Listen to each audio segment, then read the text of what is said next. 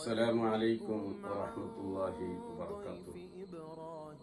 എൻ്റെ പ്രിയപ്പെട്ട മുഅ്മിനുകൾ, ഇന്ന് ശത്രുക്കളെ ശർറിൽ നിന്ന് രക്ഷപ്പെടാനും ഇബ്ലീസിന്റെ ശർറിൽ നിന്ന് രക്ഷപ്പെടാനുമായുള്ള ഒരു ദിക്റാണ് ഞാൻ പറയുന്നത്. ബിസ്മില്ലാഹി ബാബുന തബാറക ഹീതാനുന യാസീൻ സഖ്ഫുന.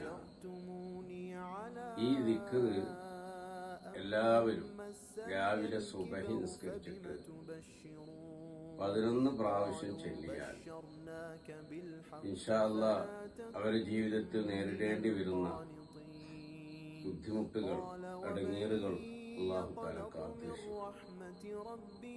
എല്ലാറ്റിൽ നിന്നും അല്ലാഹുവിന്റെ സംരക്ഷണം ഉണ്ടാകും.